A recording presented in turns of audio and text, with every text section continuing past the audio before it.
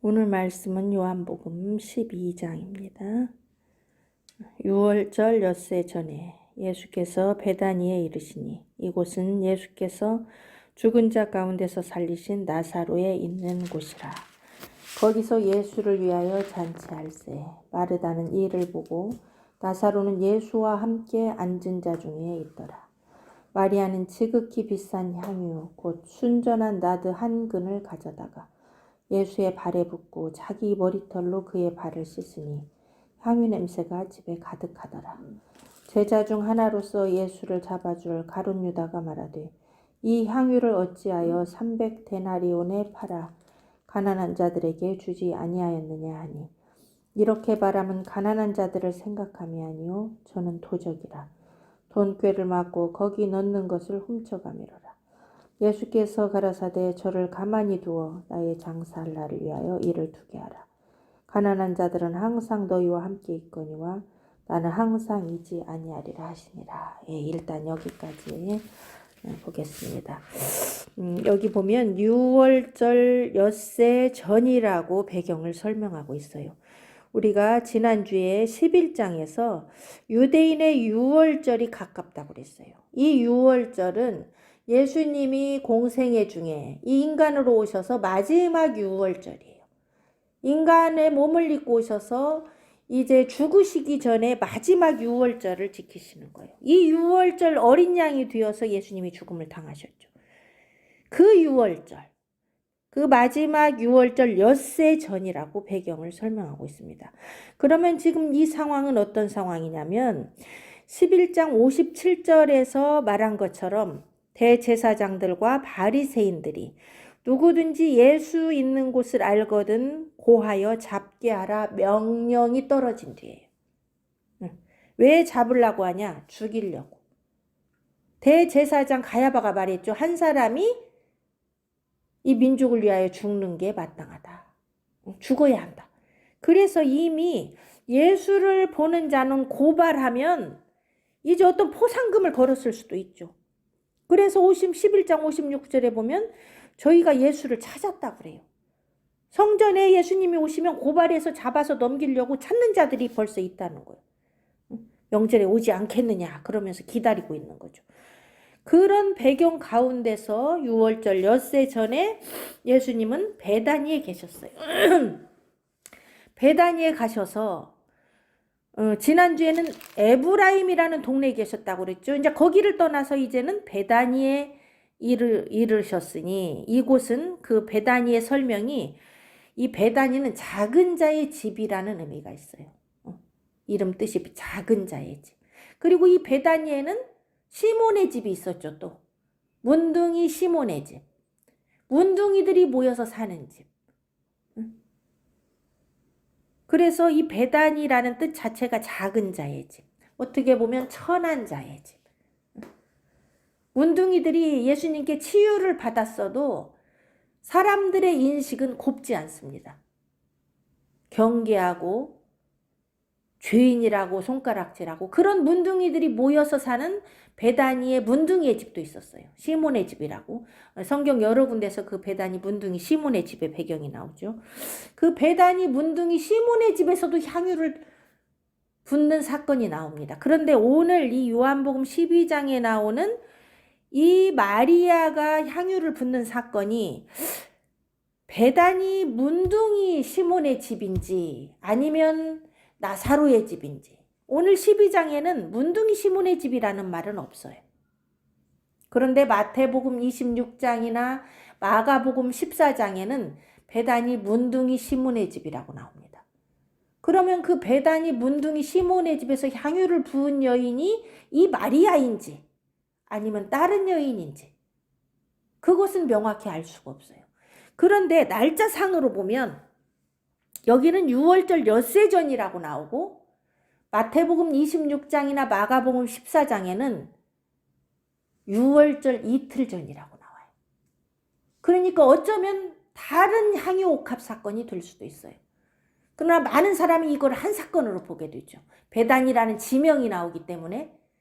근데 날짜상으로는 여기는 엿새 전이라고 그러고 그 마태복음 26장이나 마가복음 14장에는 이틀 뒤면 유월절이라 이렇게 나와요. 그러니까 날짜상으로는 상당히 차이가 있는 거죠. 아니면 베다니에 예수님이 이르신 시간이 유월절 엿새 전이고 한참 지나서 유월절 이틀 전에 향유를 부은 사건인지 그거는 알 수가 없어요. 만약에 엿새 전에 향유를 부었다면 이거는 다른 향유 옥합 사건이에요. 그리고 누가복음 7장에 나오는 어떤 죄인인 한 여자가 바리새인의 집에서 향유를 터뜨린 사건이 나와요. 그거는 이 마지막 유월절과는 상당히 거리가 있는 그런 향유 옥합 사건이에요. 그러면 이 향유 옥합 사건이 지금 시점으로 봐서는 세 사건이 나옵니다.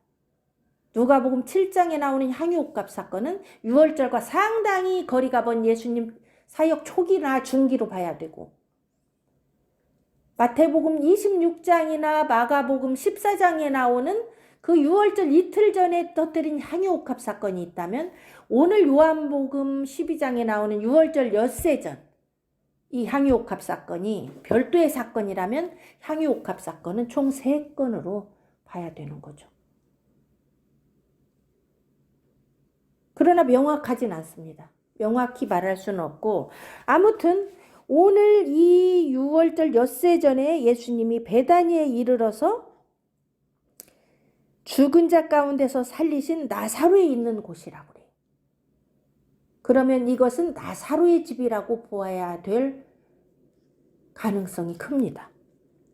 문둥이 시몬의 집이 아니라 나사로의 집, 나사로에 있는 곳이라. 거기서 예수를 위하여 잔치할세. 왜 예수님을 위하여 잔치했는지는 나오지 않아요. 나사로를 살렸기 때문에 그것에 감사하는 잔치인지, 11장에서 나사로를 살린 사건이 나오잖아요.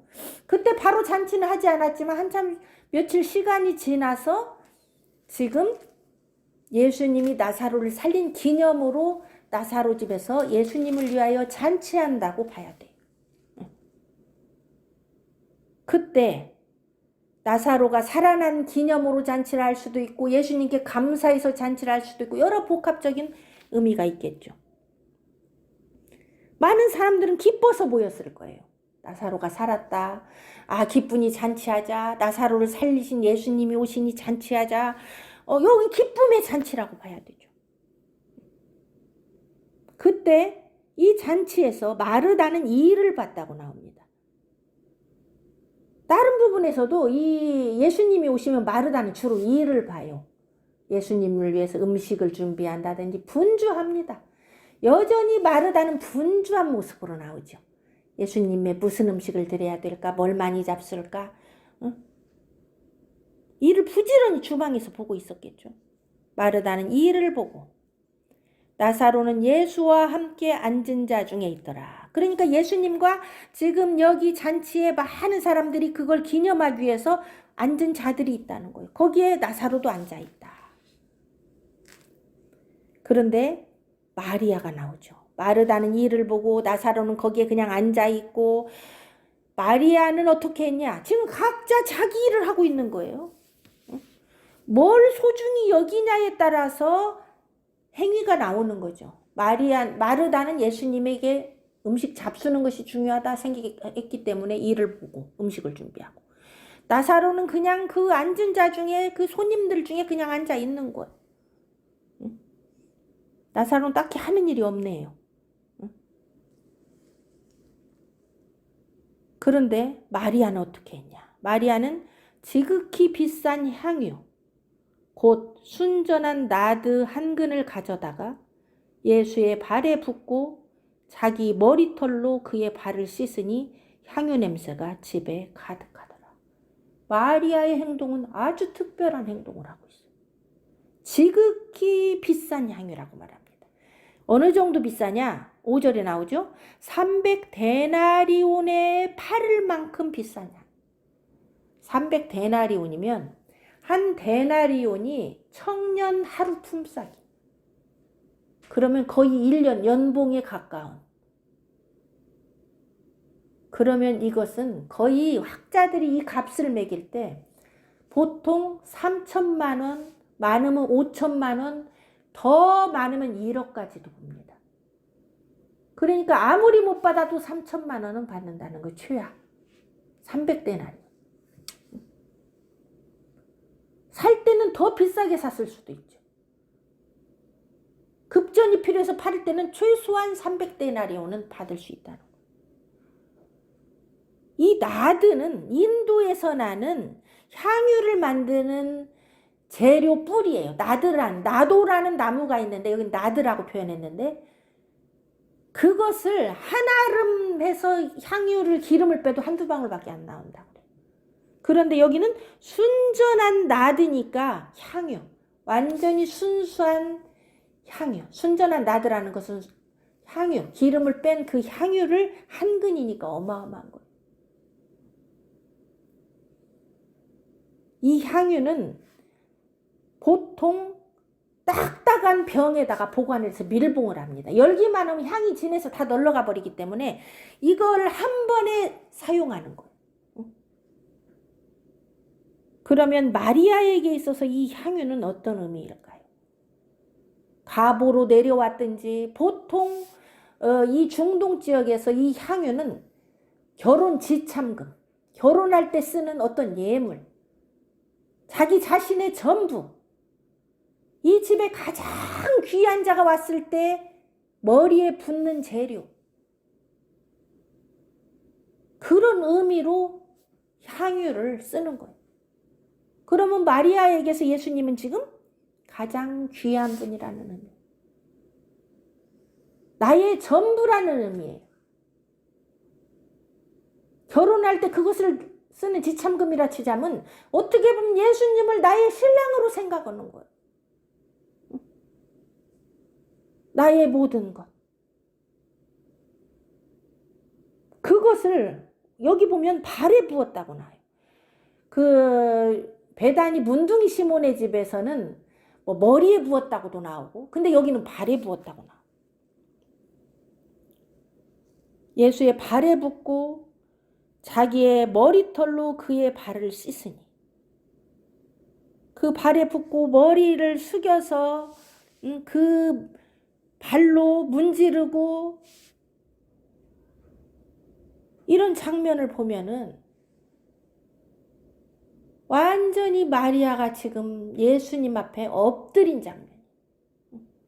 왜 그렇게 했는지는, 왜 엎드리고 발로 씻었는지는 정확히 나와 있지 않습니다.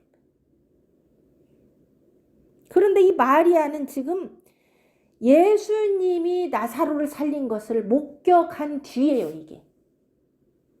목격한 뒤고, 또 마리아는 어떤 생각을 하고 있냐면 예수님이 죽을 수도 있다는 생각을 하는 거예요. 왜 그러냐면 지금 체포령이 내렸어요. 직접적으로 나오진 않지만 마리아의 마음은, 이 향유를 붓는 이 마음은 여러 가지로 생각해 볼 수가 있어요. 아무튼 그의 발 앞에 엎드리고 자기 모든 것을 드렸다는 것은 어떻게 보면 주님의 죽으심과 합하여 자기도 함께 죽는다는 그런 의미도 들어요. 그랬더니 향유 냄새가 집에 가득했다고 나오죠. 제자 중 하나로서 예수를 잡아줄 가룟 유다가 말합니다. 이거 다 놀란 거예요, 주변 사람들이. 아니, 잔치하려고 모였는데 왜 갑자기 마리아는 그 어마어마한 가격의 향유를 갖다가, 그것도 예수님 발에 붓고 머리털로 그의 발을 씻고. 만약에 이게 베다니 시몬의 집이었다면 거기서는 눈물을 흘리면서 발을 씻었다고 나와요, 머리털. 그리고 향유를 부었다고 나와요. 여기 발을 씻었다는 것은 눈물이 같이 들어가 있는 거예요. 눈물로 발을 씻고 향유를 바르고, 온갖 회개의 눈물과 애통의 눈물과 믿음 없었던 걸 회개하고 나사로를 살리고 부활의 주님인 것에 대한 그 믿음 없음에 대한 애통과 회개의 눈물일 수도 있어요. 어찌하여든 이런 복잡한 이 마리아의 마음속에서 향유가 부어졌어요. 그런데 거기서 가룟 유다가 말합니다. 이 향유를, 이 비싼 향유를 어찌하여 300데나리온에 팔아서 차라리 가난한 자들에게 주지? 응? 왜 이렇게 허비하냐는 거예요. 아이고 아까워라, 큰일 났네, 그런 거죠. 응? 아이고 쯔쯔쯔쯔 왜 그래? 응? 너무너무 안타까운 거예요. 가룟 유다가 보기에는 허비하는 것처럼 보이는 거. 응? 책망하죠 막. 그런데 이렇게 말하는 것은 가룟 유다가 정말 가난한 자들을 생각해서 그랬냐? 그게 아니었다는 거예요. 왜 그러냐? 저는 도적이라. 6절에 나오죠. 이렇게 말하면 가난한 자들을 생각해서 한 말이 아니고 저는 도적이라. 왜 도적이냐? 돈꾀를 맞고 거기 넣는 것을 훔쳐감이라. 가룟 유다는 이 제자들과 예수님이 움직이는데 필요한 돈을 관리하는 사람이에요. 돈꾀를 맡았다. 재정부장이에요. 그런데 거기 사람들이 헌금도 하고 그랬을 거 아니에요? 제자들 먹으라고 돈도 넣어주고 예수님을 드시라고 팔아서 쓰라고 돈도 넣어주고. 그럴 때 가룟 유다는 어떤 짓을 해왔냐 지금까지? 거기는 돈을 훔쳐갔다는 거. 돈을 훔쳐가서 개인이 그것을 취했다는 거. 이미 가룟 유다의 마음에는 욕심이 가득한 거예요. 벌써 돈 욕심이 들어가고 마귀가 그의 마음에 온갖 악한 마음을 집어넣었다는 거. 거기 넘어간 거, 가룟 유다. 그럴 때 예수님이 말씀하십니다. 예수께서 가라사대 저를 가만두어 나의 장사할 날을 위하여 일을 두게 하라. 가만두어라. 괴롭히지 마라. 혼내지 말아라. 그냥 두어라. 저는 나의 장사할 날을 준비한 것이다. 지금 내가 죽어서 땅에 매장되고 그 장사 지낼 것을 준비해서 마리아가 이 행위를 하고 있다는 거예요. 마리아가 실제 장사를 준비했는지 모르지만 예수님 입장에서는 이것이 장사를 준비하는 향유 바르는 사건이라는 거. 실제로 이 향유, 나드 향은 죽은 자를 장사할 때도 바르는 거. 아주 귀한 자나 부자들이 죽었을 때 이 나드 향유를 발라서 시신의 부패를 방지하고. 마리아가 어쨌든 예수님이 죽음을 대비하고 발랐는지는 모르지만 예수님은 이것을 그렇게 받아들였다는 거. 예수님은 이미 자신의 죽음을 알기 때문에 이 마리아의 향유를 장사하기 위한 준비로 받으신 거예요. 나의 장사할 날을 위하여 일을 두게 하라. 가난한 자들은 항상 너희와 함께 있거니와 나는 항상 있지 아니하리라.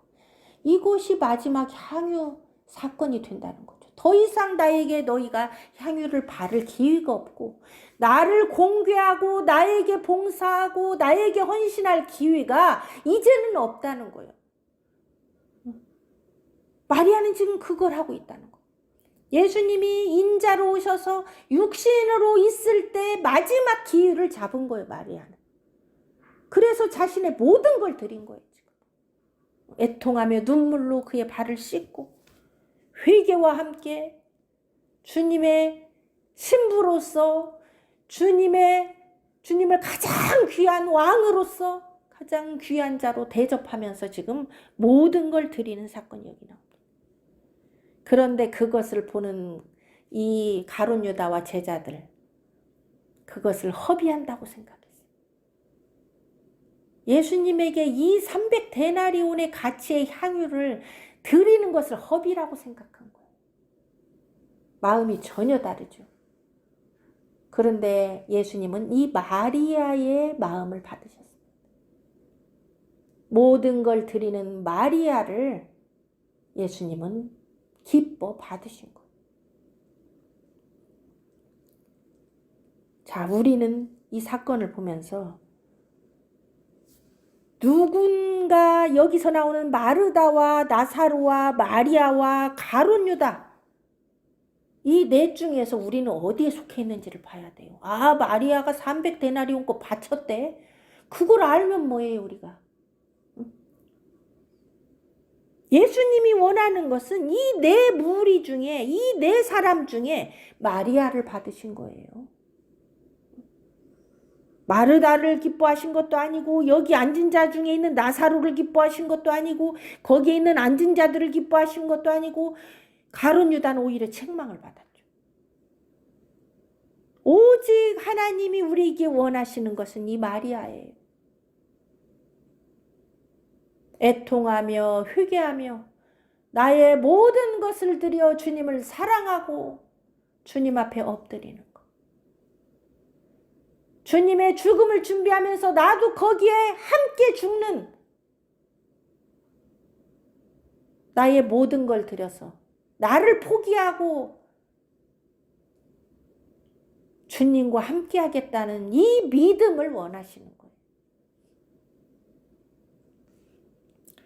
유대인의 큰 무리가 예수께서 여기 계신 줄 알고 오니 이는 예수만 위함이 아니요 죽은 자 가운데서 살리신 나사로도 보려 함이로라. 대제사장들이 나사로까지 죽이려고 모이하니, 이 유대인의 아까 잔치에도 큰 무리가 모였다고 나오죠. 왜 그러냐면 예수께서 여기 계신 줄 알고 오니, 나사로를 살렸다는데 예수님이 여기 계시다니 우리도 한번 보자. 그리고 또 정말 나사로가 소문대로 살아있는지 나사로도 보자. 그러고 지금 많이 몰려온 거예요. 그러면 나사로를 보고 얼마나 많은 사람들이 예수를 믿겠어요. 오, 진짜 살았네, 죽었다더니. 그래서 대제사장들이 이제는 나사로까지 죽이려고 모의합니다. 죽었다 살아난 그 증인이 있기 때문에 사람들이 더 예수님을 믿고 나오기 때문에 이제는 나사로까지 죽여야 된다는 거예요. 나사로도 놔두면 더 사람들이 예수를 따르고 믿게 되기 때문에 나사로까지 죽여야 된다. 이는 나사로 가닥에 많은 유대인이 가서 예수를 믿음이더라. 그 이튿날에는 명절에 온 큰 무리가 예수께서 예루살렘으로 오신다 함을 듣고 종려나무 가지를 가지고 맞으러 나가 외치되 호산나 찬송하리로다 주의 이름으로 오시는 이여 곧 이스라엘의 왕이시여 하더라. 예수는 한 어린 나귀를 만나서 타시니 이는 기록된 바 시온 따라 두려워 말라 보라 너의 왕이 나귀 새끼를 타고 오신다 함과 같더라. 제자들은 처음에 이 일을 깨닫지 못하였다가 예수께서 영광을 얻으신 후에야 이것이 예수께 대하여 기록된 것임과 사람들이 예수께 이같이 한 것인 줄 생각났더라.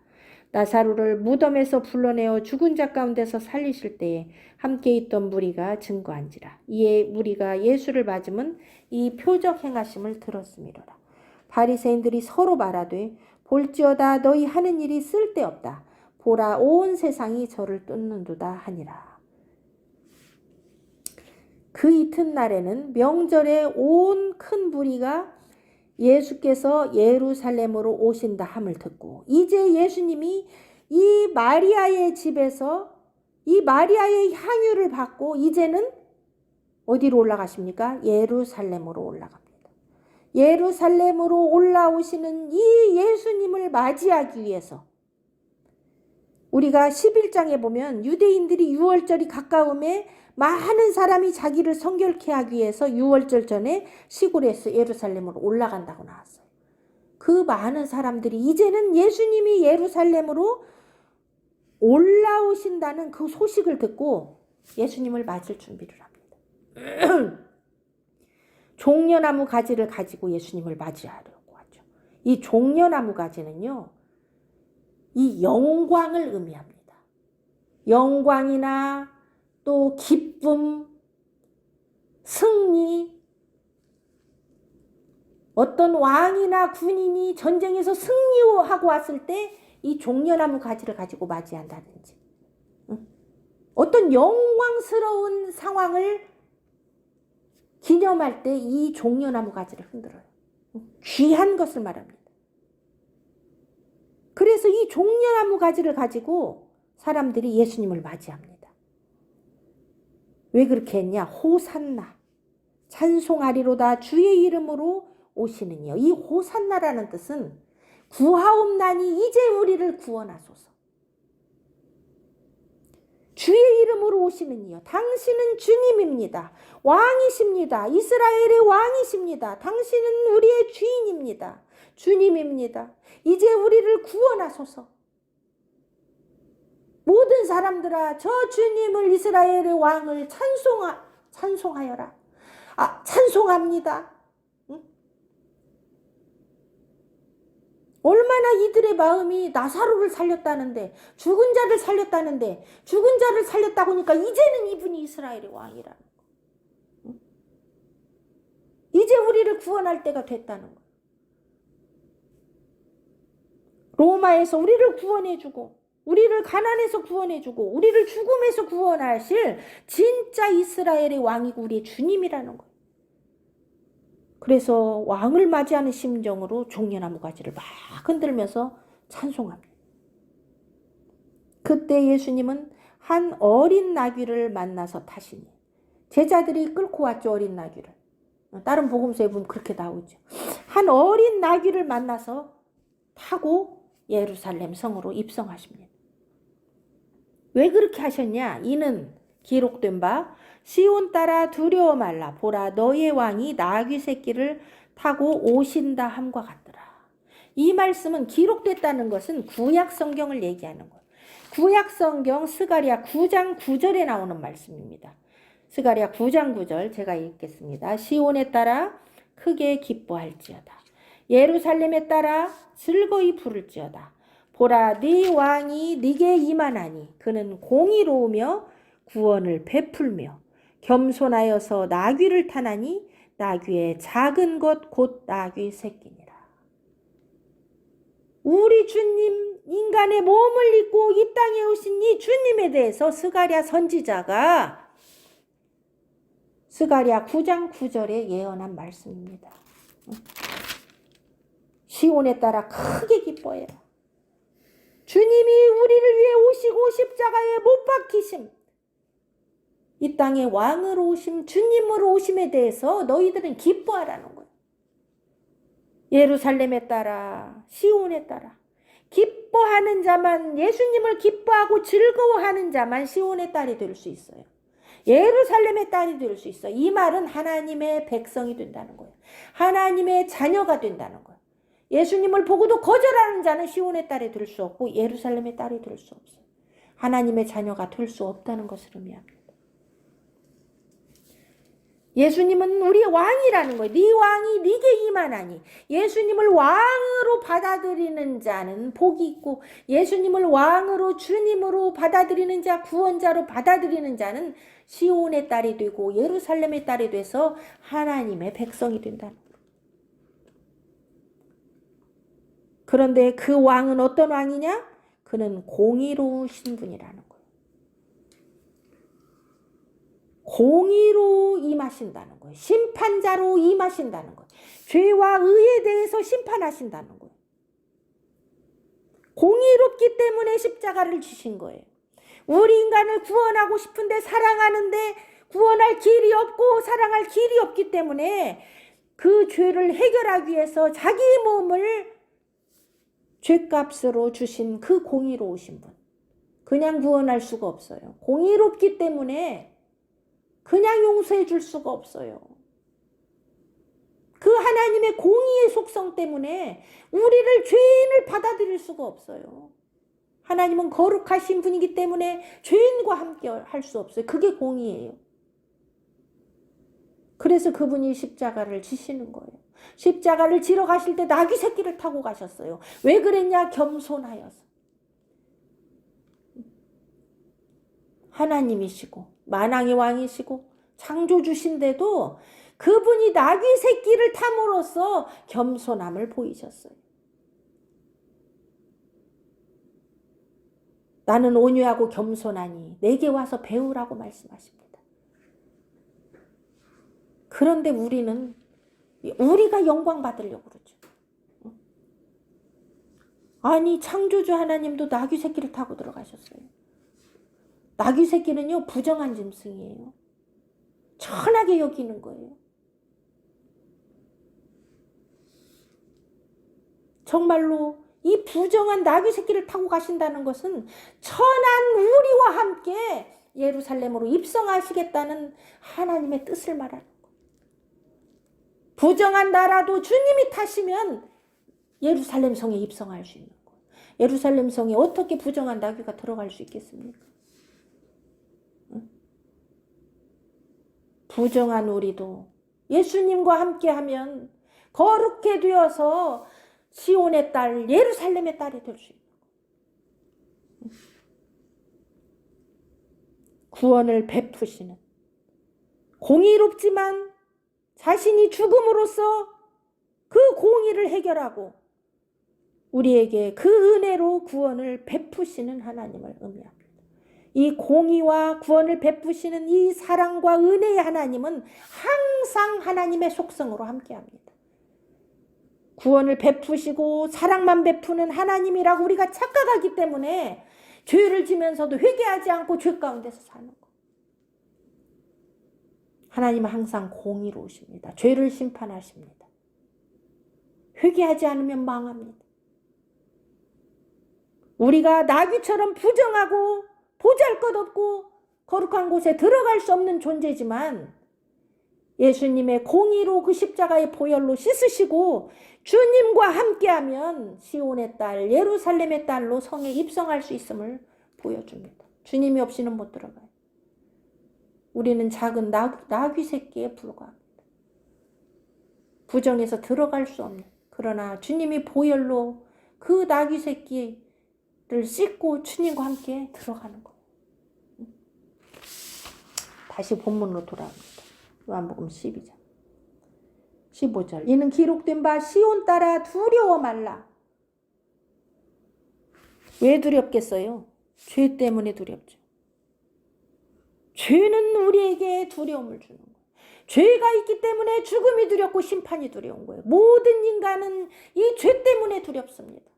죄의 결과는 사망이요 심판이기 때문에 두려워하는 자는 거룩한 성 예루살렘에 못 들어간다고 계시록에 나오죠. 두려워하는 자는 못 들어가요. 그 말은 죄가 있는 자는 못 들어간다. 그래서 두루마기를 빠는 자들은 복되는 거예요. 죄를 씻고 보혈로 씻고 빠는 자들은 거룩한 성에 들어가는 거예요. 그런데 이 부정한 나귀는 못 들어가요. 응? 죄인된 우리를 말하는 거예요. 그런데 스가랴서 9장 9절에 기록된 것은 두려워 말라고. 시온 딸은 두려워하지 않습니다. 주의 보혈로 씻어서 하나님의 백성이 된 시온 딸은 두려워하지 않습니다. 주님이 우리를 위해 죽으시고 부활하시고 그분이 내 안에 계신 자는 내 마음에 모시고 사는 자는 두려워하지 않습니다. 왜? 너의 왕이 나귀 새끼를 타고 오신다 하였기 때문에. 나와 함께 들어가시기 때문에 두려워하지 말라. 우리가 나귀 새끼임을 잊어서는 안 됩니다. 부정한 나귀 새끼. 그러나 주님이 타시면, 나의 왕이 타시면 나는 두려움이 없는 시온 딸이 되는 거예요. 제자들은 처음에 이 일을 깨닫지 못하였어요. 왜 사람들이 종려나무 가지 흔들면서 호산나 호산나 주의 이름으로 오시는 이여 이스라엘의 왕이여 그렇게 하고 예수님은 또 나귀 새끼를 타는지 그때는 몰랐어요. 제자들이. 이 광경을 이해하지 못했어요. 왜 하필 나귀 새끼를 탈까? 그리고 사람들은 왜 종려나무 가지 갖고 와서 호산나 호산나 할까? 그런데 언제 알았냐 제자들이. 예수께서 영광을 얻으신 후에야 이것이 예수께 대하여 기록된 것임과 사람들이 예수께 이같이 한 것인 줄 생각났더라. 예수님이 영광을 얻었다는 것은 죽으시고 부활한 걸 말합니다. 예수님의 죽으심이 영광이요 부활하심이 영광의 완성이죠. 죽지 않으면 부활이 없으니까. 예수님이 죽으시고 부활하신 뒤에 제자들이 아하 스가랴 9장 9절이 예수님에 대한 말씀이었고 그 말씀이 곧 예수님이 죽기 전에 나귀 새끼를 타고 가고 사람들이 종려나무 가지를 흔들면서 호산나 호산나 왜 했는지를 제자들은 죽고 부활한 뒤에야 깨달았다. 예수님은 성경대로 이루십니다. 구약에 말씀하신 그대로 이루신 분이 예수님이에요. 성경대로 오셨다가 성경대로 예루살렘에 입성하시고 나귀 타고 입성하시고 사람들의 찬송을 받으시고 성경대로 죽으시고 성경대로 부활하시고 이제는 성경대로 곧 이 땅에 임하신다는 것을 말씀하십니다. 예수님의 이 말씀 재림만 남았죠. 그때 우리는 거룩한 나귀 새끼로 주님과 함께 예루살렘 성에 입성하게 될 겁니다.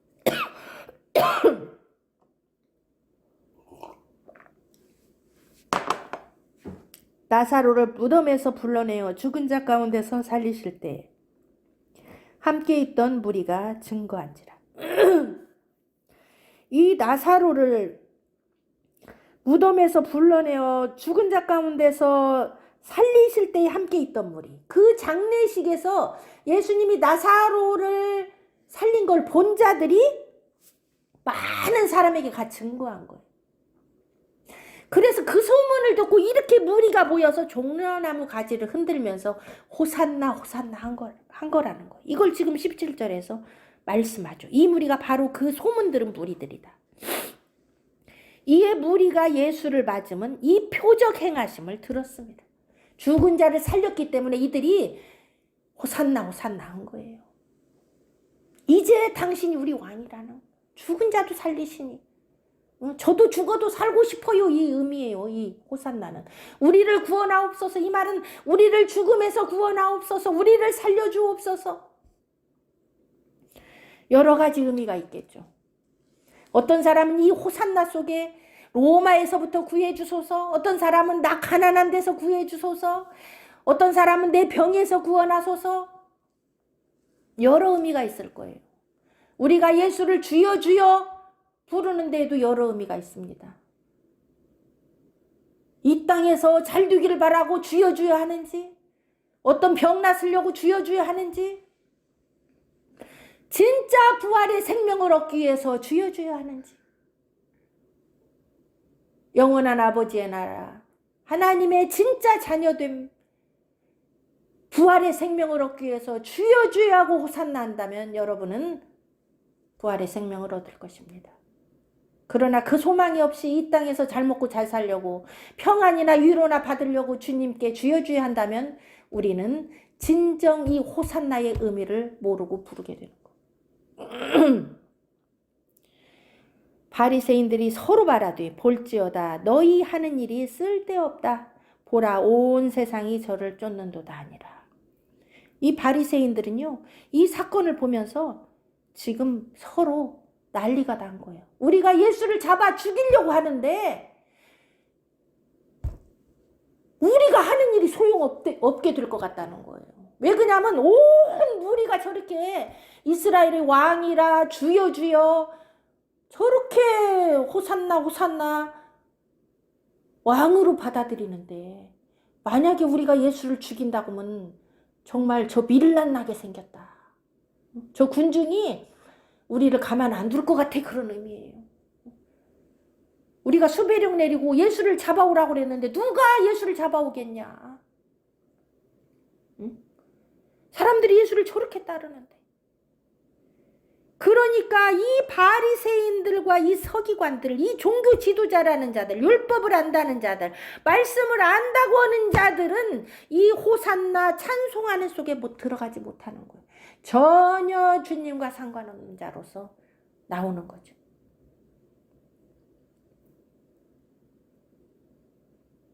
이 가룟 유다와 이 바리새인들은 주님을 주님으로 받아들이지도 않고 이스라엘의 왕으로 받아들이지 않고 주님으로 인하여 오는 그 생명의 부활과 구원에는 전혀 참여하지 못하는 그런 불행한 자들로 나옵니다.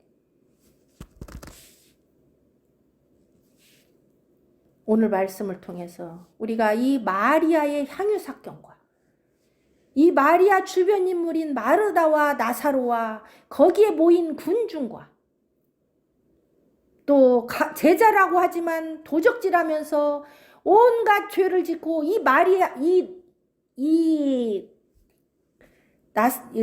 가룟 유다는요, 이 향유 사건 뒤에 제사장들에게, 대제사장과 그 바리새인들에게 예수를 팔러 갑니다. 다른 성경에 보면 그렇게 나와. 다른 복음서에 보면, 마태복음이나 마가복음에 보면. 이런 가룟 유다 같은 자들, 주님을 배도하는 자들이죠. 마지막 때도요, 이런 배도의 물결이 일어나요. 주님을 팔아먹고 주님을 죽이려고 하고 전혀 구원과 상관없는 이 여러 인물들을 보면서 우리가 이 중에 정말 마리아에게 속해야 됩니다. 구원받는 자는요, 마리아밖에 없어요, 사실. 이 상태로 구원이 임한다면, 주님이 오신다면 진짜 맞이할 자는 이 마리아밖에 없습니다. 지혜로운 다섯 처녀가 마리아예요. 등에 기름이 가득하다고 나오죠. 지혜로운 다섯 처녀는요, 등불과 기름이 가득한 자들이에요. 그 기름이 주님을 맞이하는 거예요. 여기서도 기름 사건이 나오지, 향유 사건이 나오죠. 나드는 기름입니다. 향기로운 기름. 우리는 향기로운 기름을 내 속에 준비해야 돼요. 그것이 주님을 맞이하는 거예요. 우리는 다른 일로 분주해서도 안 돼.